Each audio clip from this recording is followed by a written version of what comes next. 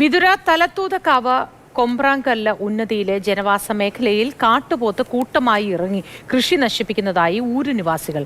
ഉന്നതിയിലേക്കുള്ള വഴികളിൽ തടസ്സമായിട്ടാണ് കാട്ടുപോത്തുകൾ കൂട്ടമായി ഇറങ്ങുന്നത്. 50ഓളം ആദിവാസി കുടുംബങ്ങൾ താമസിക്കുന്ന പ്രദേശത്താണ് വന്യമൃഗശല്യം രൂക്ഷമായത്.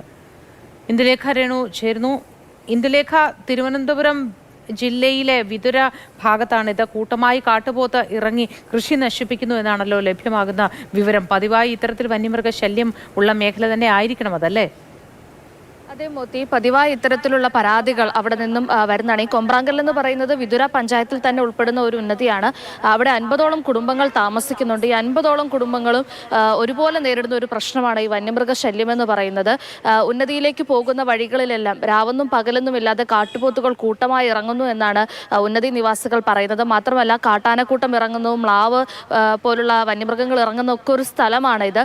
ഇനിയും ഇത്തരത്തിലുള്ള ബുദ്ധിമുട്ടുകൾ താങ്ങാനാവില്ലെന്നും മാത്രമല്ല അവരുടെ കൃഷി വ്യാപകമായി ഇത്തരത്തിൽ കാട്ടുമൃഗങ്ങൾ നശിപ്പിക്കുന്നു എന്നുമാണ് ഇവർ പരാതിയായി പറയുന്നത്.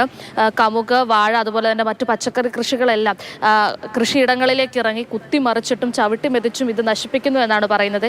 എത്രയും വേഗം പഞ്ചായത്ത് അംഗങ്ങളും അതുപോലെ തന്നെ മറ്റ് അധികൃതരും ഇടപെട്ട് ഈ പ്രശ്നം പരിഹരിച്ചു നൽകണമെന്നാണ് ഉന്നതി നിവാസികളുടെ ആവശ്യം. മോത്തി.